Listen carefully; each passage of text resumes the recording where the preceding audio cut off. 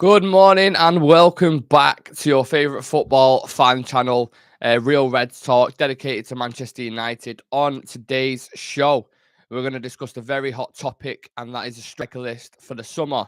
Erik ten Hag has appeared to identify the talents that he likes, and it's down to Manchester United to go and get them. Now, the list include players like Harry Kane, Victor Osimhen, Benjamin Sesko, Mohamed Kudus, and Gonçalo Ramos. Of course, lots of questions coming out of this kind of list and all that kind of jazz and regarding the striking situation, which I'm going to dive into very shortly.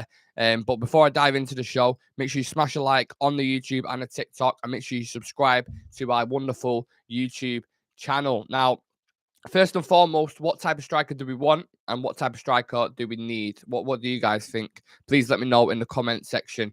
Erik ten Hag has traditionally used the target man in most of his systems. The only time he's ever kind of strayed away from that is when he was using Dusan Tadic back in 2017, whilst he was using, Donny van der Beek as a bit of a shadow striker.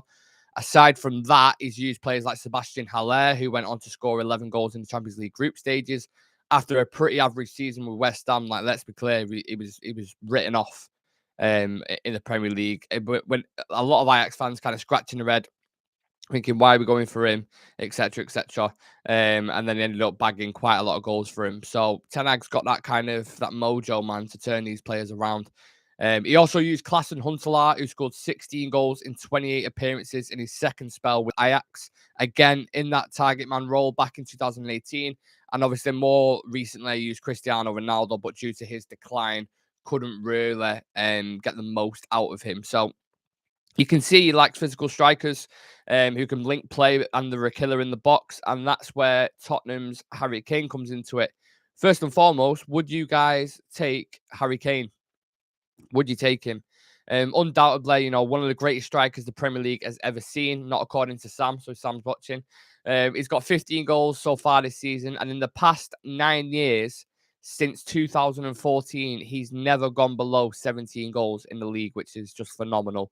His best form coming between 2015 to 18, getting 25 plus 3 seasons in a row.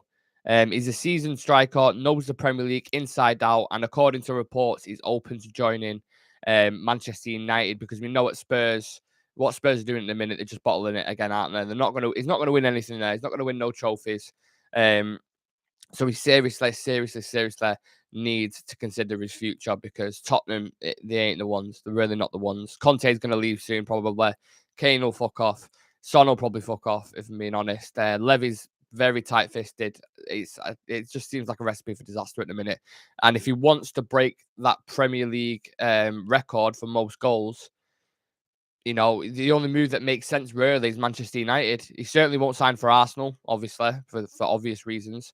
Chelsea already have about 1 million forwards, although it would not surprise me if Todd Bowley was going in for Harry Kane and was like, yeah, we'll buy him, we'll give you 150 million, because this is what Todd Bowley does.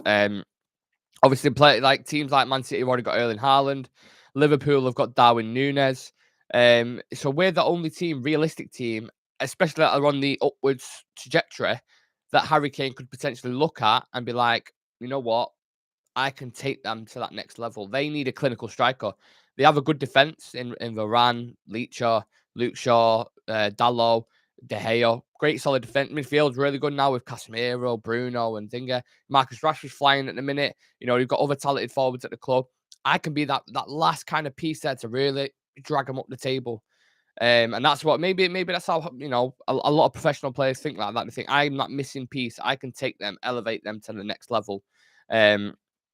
But let's get into some comments and let's see what you lot are thinking. Make sure you smash the like on the YouTube and subscribe to the channel, please.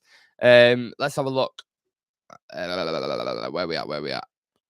Morning, mate. 2-1 to United today. Yeah, obviously don't, unless you're living under an absolute,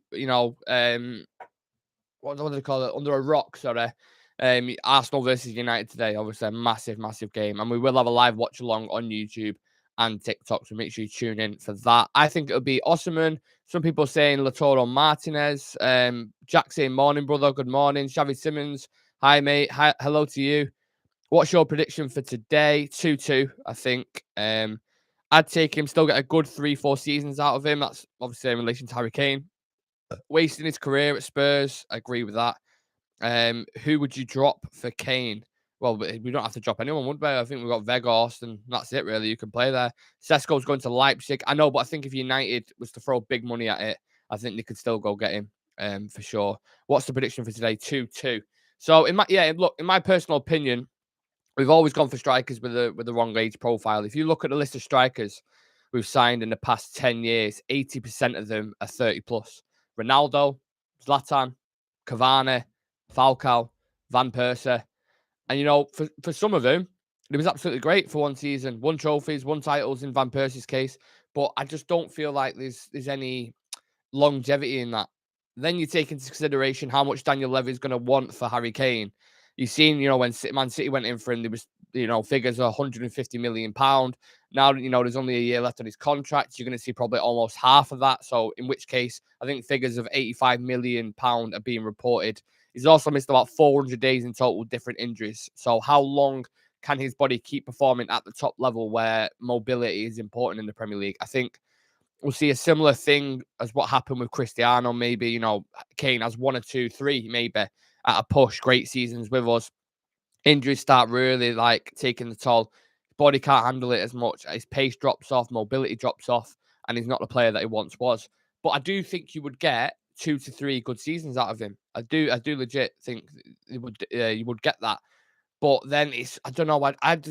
For me personally, I just want someone who's going to be here for the next 6 to 7 years, who you can hang your hat on and be that guy. Like Harry Kane was for Spurs.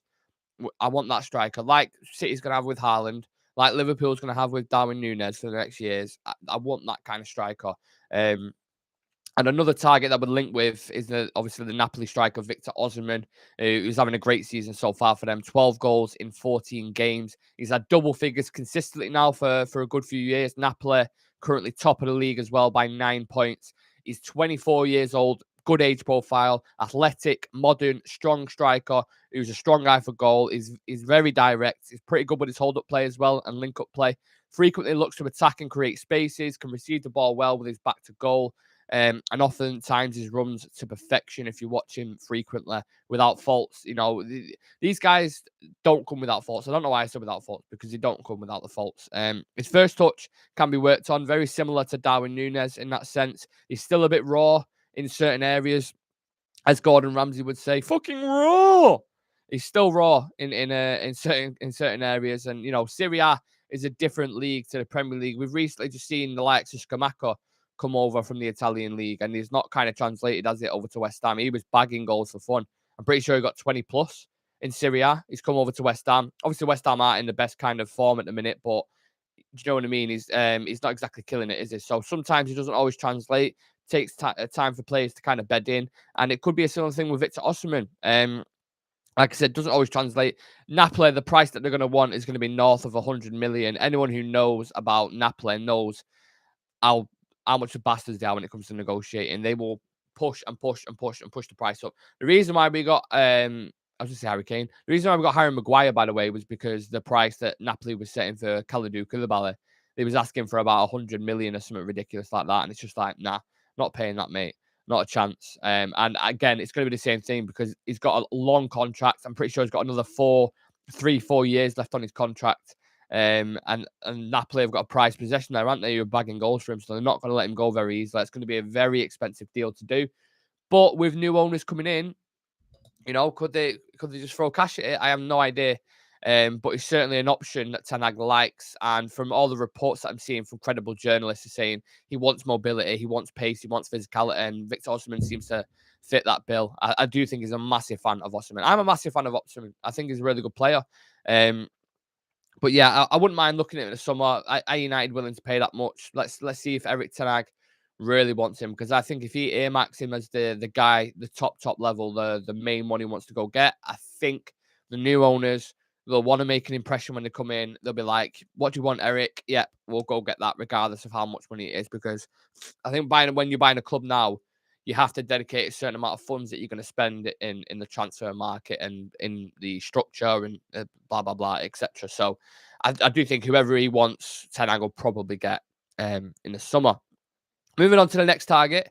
Now, this target is my personal choice. He's definitely more of the riskier one, I would say, because he's not as prolific as the others. He's more of a 1 in 3 type of striker.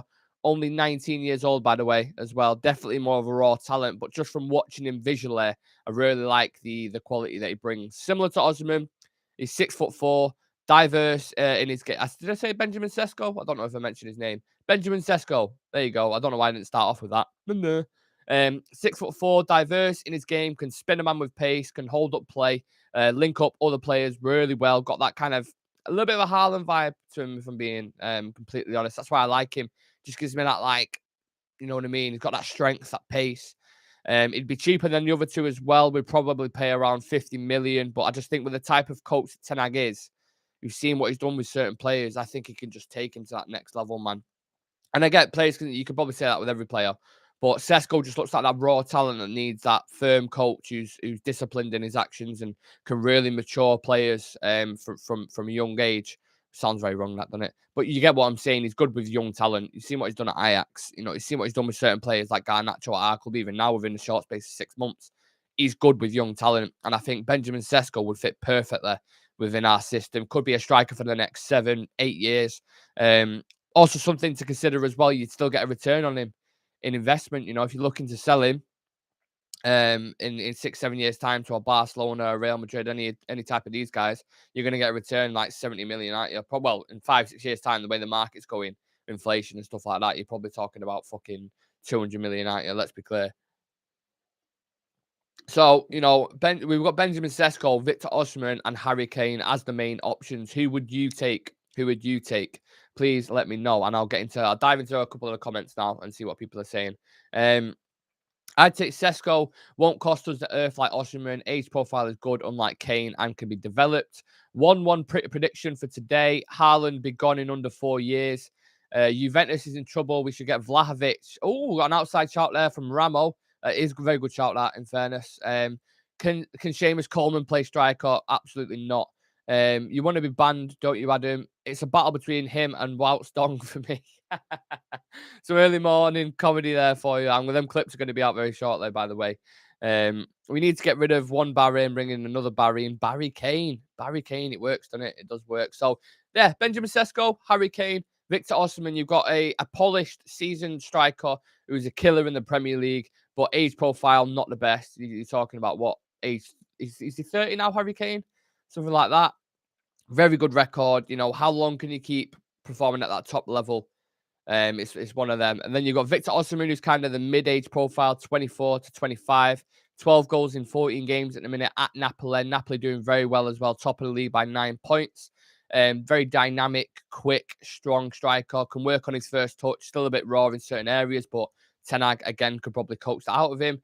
And then the younger profile, the definitely more the raw one in Benjamin Sesko, who's just recently moved to Leipzig. So you're probably going to pay about 60 to 70 million, somewhere along them lines.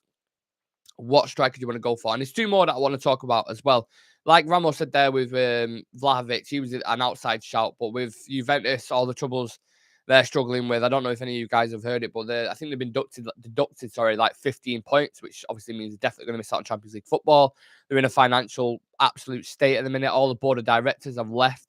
So they're in a mess in a minute. They're going to need to sell players, and you could get Vlahovic at a decent price.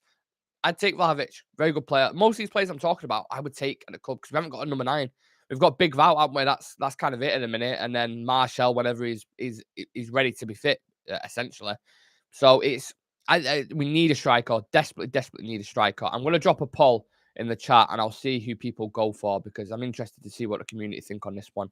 So what striker would you go for? Let's have a look. Harry Kane. I always spell Osimhen's name wrong. Victor Osimhen. And then Benjamin Sesko. And you know what? I'll just add other on there, and I'll see what I'll ask my community. I'll see what you guys are saying because I'm interested. I've been testing Juventus resolve with a lot of people mentioning Vlahovic. Interesting. Val is poor teams. Chris Wood. Wow, harsh criticism there from Matthew. What score are you saying today? I'm saying 2-1 to United. 2-2, and I will have a live watch along. So for people watching on the TikTok and the YouTube, I'll be live at 3:30 for team news. So make sure you come and join me and smash a like on the YouTube video and subscribe to our channel if you haven't already. Lose today, and I think our bubble might burst. Bro, your thoughts on the game tonight? Going to be very tough. Very, very tough at the Emirates, let me tell you. It is going to be a tough one. But I think if we get the job done over there, that's a massive statement to the rest of the Premier League. A huge, huge statement to the Premier League to say, look, Manchester United are here and we're fighting.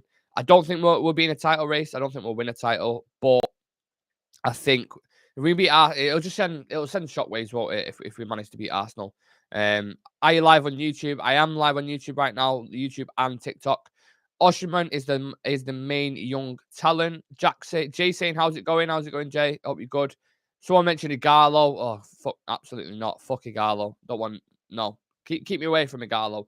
So yeah, they're the three main names that I've mentioned, but there's two other ones that I mentioned in the list that are kind of, I feel like these guys are kind of on the B list. Do you know what I mean? Like Ten Hag's got an A list. He's like SESKO, KANE, OSIMHEN, and then if you can't get them guys, these are the other two that I want to look at. So Gonzalo Ramos and Mohamed Kudus.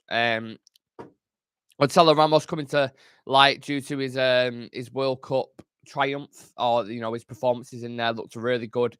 Also coming to light for a certain video, but we're not going to touch on that.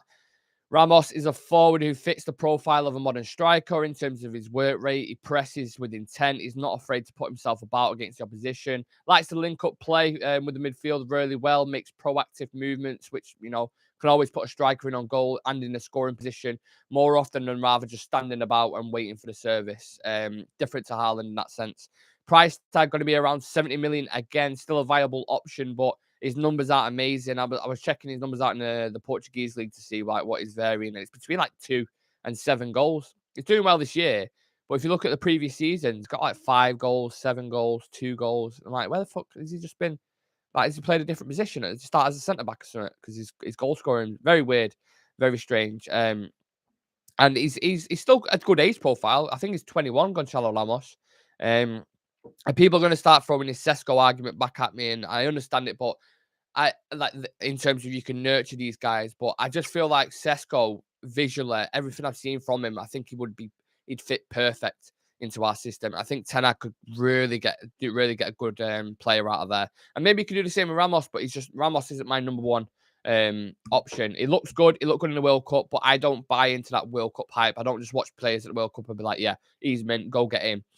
I just don't do it. I don't think I want to see him doing it in the Champions League frequently. He's got a couple of goals in Europe, but he's not exactly. I don't think people were shouting for Ramos before the World Cup. I'd be very surprised. I think it'd be a very small minority it was going on about him. So yeah, I don't know. Ramos, is he your cup of tea or cup of coffee in your case?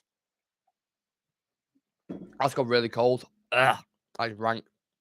We've got 17 people in the YouTube. Please like the video if you haven't already, because obviously a couple of you haven't. And subscribe to the channel, please. I think we're on 1,030 subs at the minute.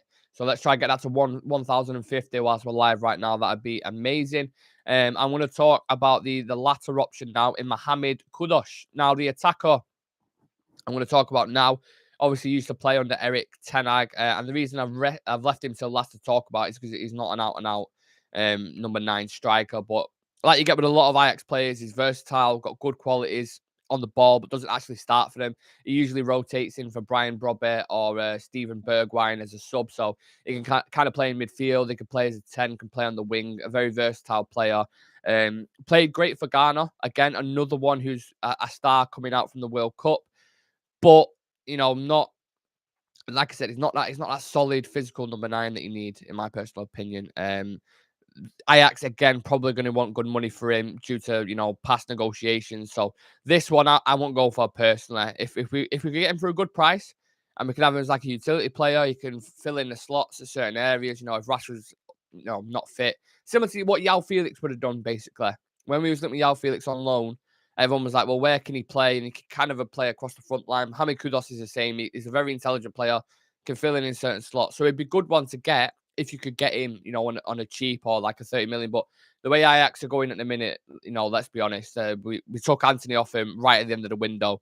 Give him good money. Obviously, we give him really good money, but they weren't happy about that. Lisandro Martinez ended up overpaying for him as well. We took the manager off him, the assistant. Like, I don't think we've got Our relationship with Ajax at the minute isn't the best. Let's just leave it at that. So going in for another one of their star players, and they're not going to be like, yeah, you can have him for 25, 30 million, etc., blah, blah, blah, like they do with other teams. They're going to be like, no, we want double that. So that's another thing to take into consideration. I wouldn't mind him as a rotational player. Absolutely not. But it just wouldn't be my number one choice. It wouldn't be my number 3 choice, for being completely honest. I think I was to rank it in tiers. This is a tough one because people are going to be like, what? He's third. I think a lot of them are very even. So I won't be, unhappy if we sign KANE or unhappy if we sign OSIMHEN. I think they're 2 really good strikers. I really like SESKO. And that may be controversial to some people. People might be like, well, he's a 19-year-old kid. What are you going to get out of him? Whatever. I think that he's got a bag of talent.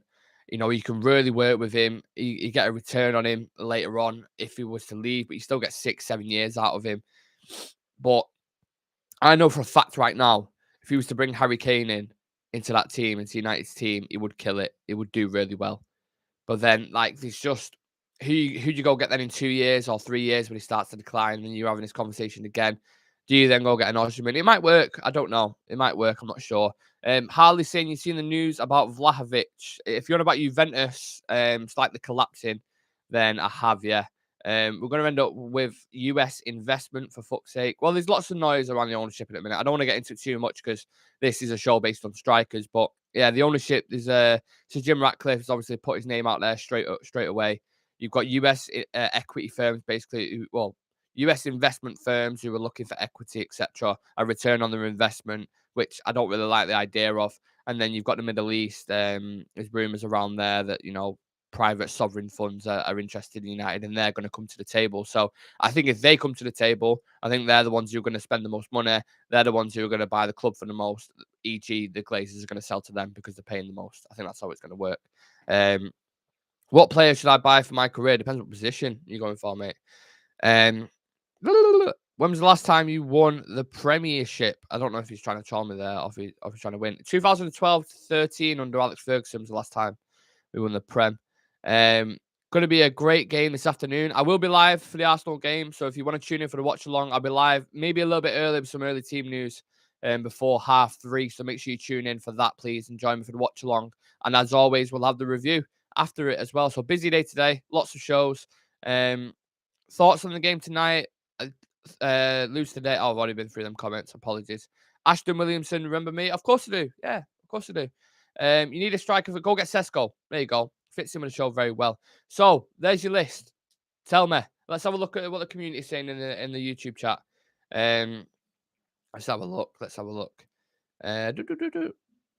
Oh shit. Just get clicked off that.